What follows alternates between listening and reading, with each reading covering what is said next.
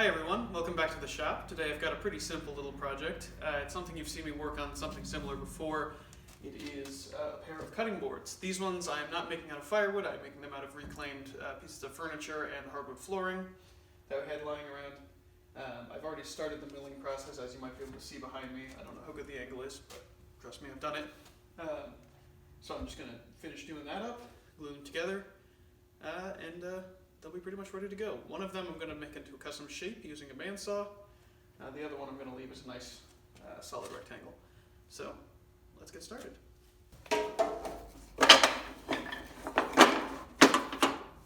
So these are all the pieces of maple. These were from old cabinet frames that we had lying around that need to be milled down just a little bit narrower on this dimension to form the right height. I could just put everything through the planer, but honestly I'd rather do at least the preliminary stuff on the table saw so my planer blades don't get as much wear and tear, because this blade is also terrible and I need to replace it anyway, so might as well go nuts on it. You can see there's a lot of burn marks on these, and that's because this blade is terrible and needs to be replaced.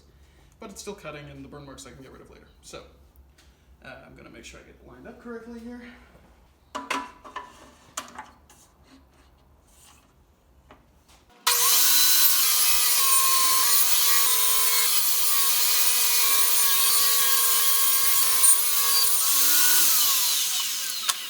So you can see I've already laid out the alternating strips here.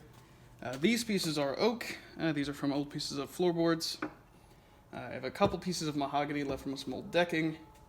And then the rest of it, as I've just shown you, is maple. So now I've got it all to more or less the same rough height. I do wish there were a little bit more contrast in color between the oak and the maple, but hopefully once I get it finished up that'll show at least a little bit more. Obviously, these burn marks will have to go away. But the maple is still just a little bit oversized, so the planer should take those down, which was the idea. Now, obviously, this would be a pretty big cutting board, so I'm going to divide and conquer a little bit here. Let me show you the other one. One of these is going to be more of a serving tray, so it's going to be a little bit smaller, because I need certain dimensions for it for the shaping of it, which will become clear later. So I'm thinking I also have to be careful because the maximum my planer can do is a hair over 12 inches. So that's about the maximum size I can make before everything starts to go a little bit awry. Now there is one other thing I wanted to try, and if you watch my last cutting board video, you'll see that in a couple places where I used these smaller pieces to form a complete strip, this butt joint just wasn't quite what I wanted it to be. And it's not, the end of the world, but I would like to get a better surface area joined there between these two. So I'm thinking what might be clever is if I use my new box joint jig and actually cut a box joint to interleave these together. So let me see if that works. So with the first piece box jointed together, glue's dried, and I've got the tongue and groove. I know that's really ugly, but it's not as bad as it looks, I promise. Done, I can now start finger jointing all the other pieces together too. This first cut's a little awkward no matter what I do, but I think I'm getting the hang of it.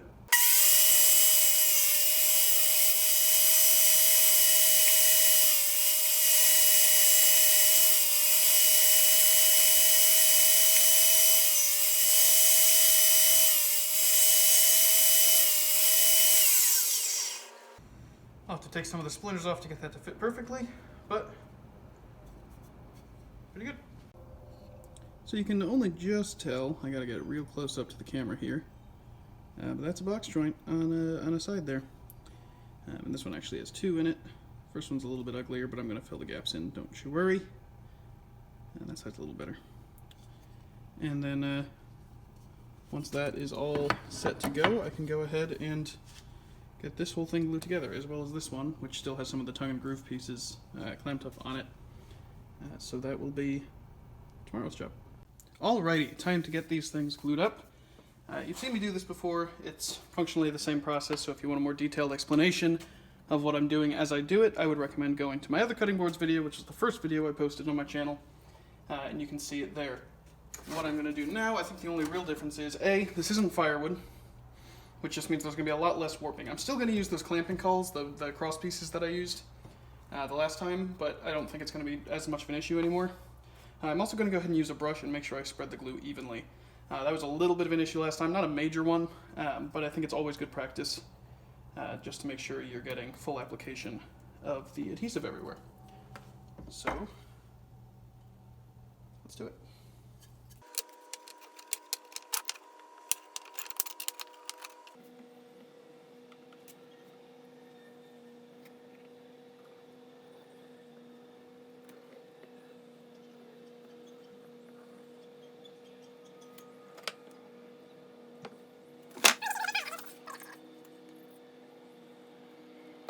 Now I'm going to clamp one up and see how many clamps I have left before I start gluing the other, because I actually don't know if I have enough clamps for the whole shebang.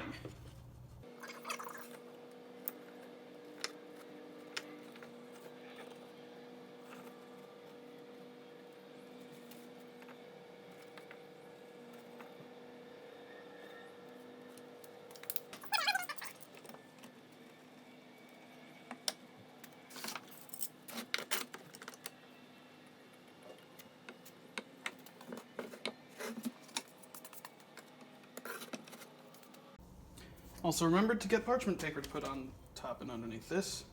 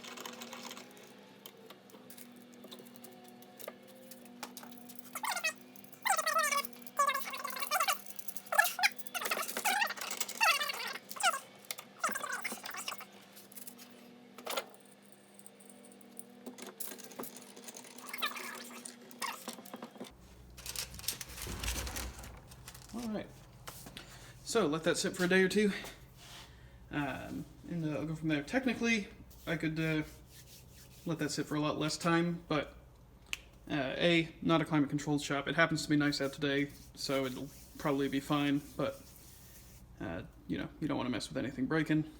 But leaving it overnight, I'll still probably be fine. And then tomorrow I will do the other one, and we'll go from there.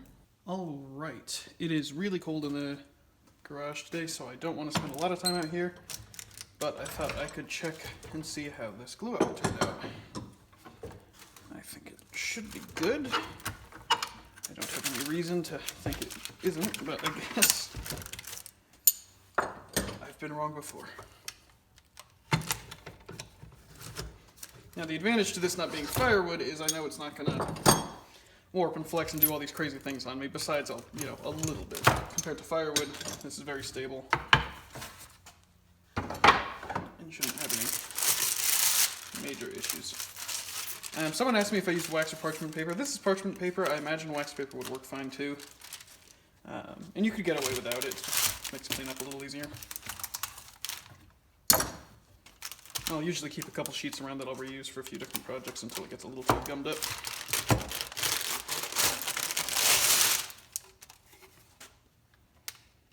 Yeah. Some pretty significant glue squeeze out on the bottom because I didn't wipe it down properly, but that's easy enough to fix without sugar or whatever.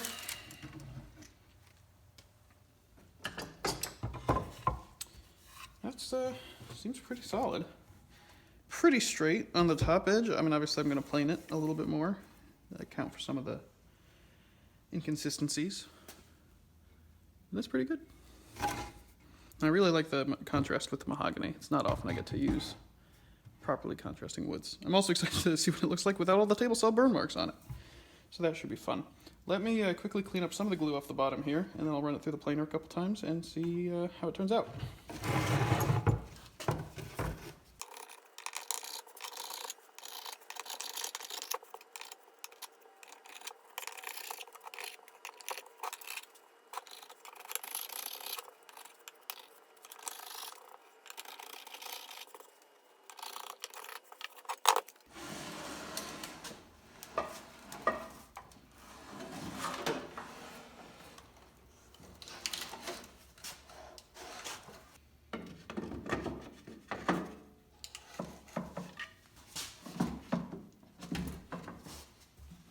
Is that more trouble than it's worth?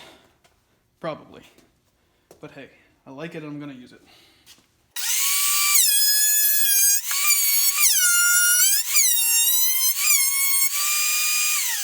Now this one has to become a fun shape. I think it's actually gonna be this way. So I'm gonna draw that out. So I've drawn out the shape that I'm cut on this. I don't know how clearly it shows up.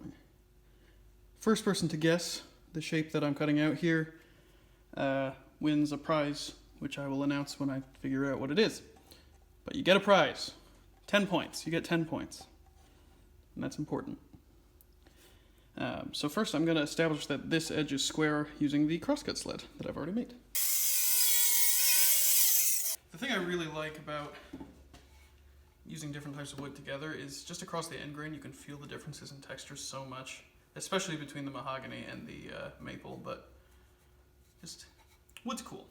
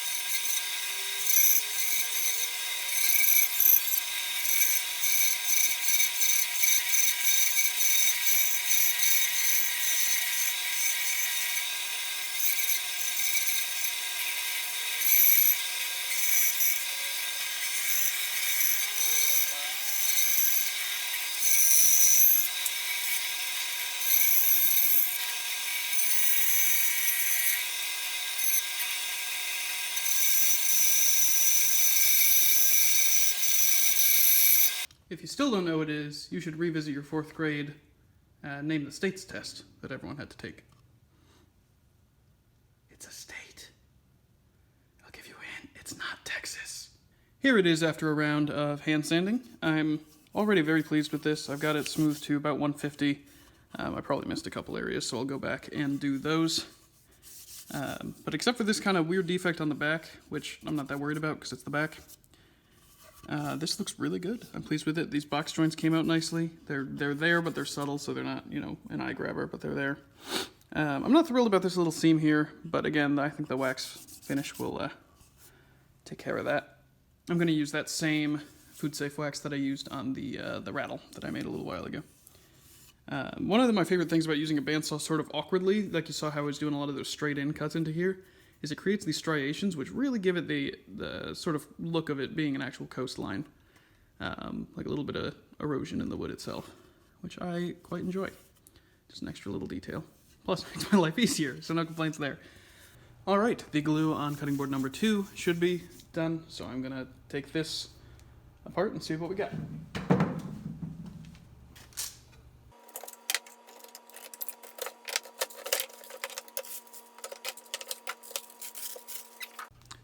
Alright, so tidy it up a little bit. Looks like this.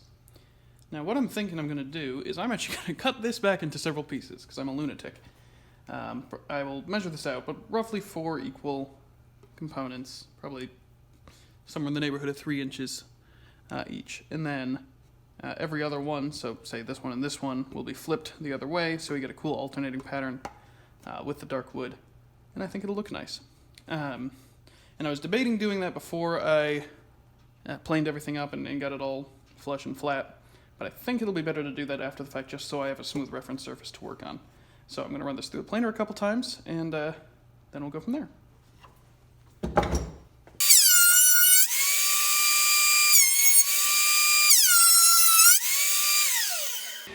Ta-da! Amazing just what a couple passes will do on that. So now I'm going to start slicing and dicing. I I'm very glad I built the crosscut sled before this, because it is the correct tool for this job. Yay. And now it's a rectangle. It was already mostly a rectangle, but now it's really a rectangle. Sorry about the abrupt cut there. I just got interrupted by a work call. It happens from time to time. Gotta take those. So, while I was pacing around on the phone, I went ahead and got this put together. Obviously it's not glued up yet, but you get the idea of what I'm going for. I think it's just a really simple way to add just a touch of kind of character to the design without really having to do that much extra work. Obviously it's one more glue up that you have to do, all these fun things, but I do think it just makes it a little more interesting to look at. So I'm gonna go ahead and get that thing glued up. And the good thing is I already know this is flat, so I don't have to go quite as nuts with the top and bottom clamps, and I can really apply a lot of clamping pressure along the length here. I've noticed one of my frustrations with these is just at the ends I tend to get just a little bit of the seams here. Nothing crazy, nothing that'll impede it being good, but it's an imperfection that, you know, I think I can avoid. So the answer is more clamps. The answer is always more clamps. More clamps. And then this one will be sent to Texas, along with that baby rattle and the first cutting board I made, and to a bunch of my friends there who are doing some great work. And I want them to be rewarded for their great work. The one that's shaped like a state. Still don't see anyone in the comments with the correct answer. Come on now. Do your geography homework. That one will be sent to the state, to my aunt, who was one of the first big fans of my channel, and I wanted to make sure she's rewarded for that. So, there we go. Let's get to it. Oh, almost forgot. Still gotta lay down my parchment paper.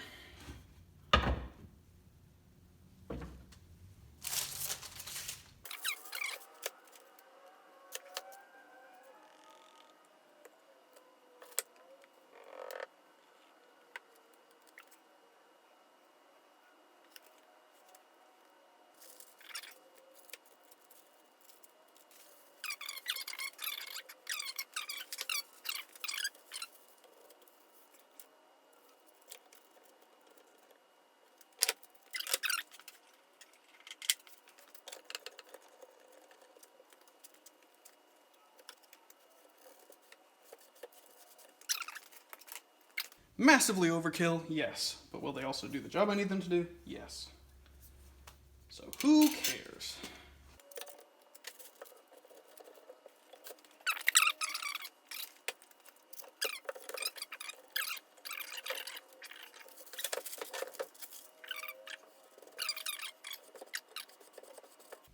And the great thing about cutting boards is you can really keep customizing them. You know, you could do this, and then you could do a bunch of cuts at 35 degrees and have a cool angled piece, and you can make those chaos cutting boards with the end grain.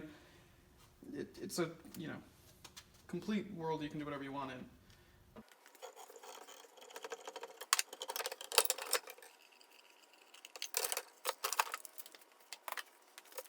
Actually looks like a pretty seamless glue job. I'm very pleased with that. Back through the planer a couple more times, then we're on to the final steps.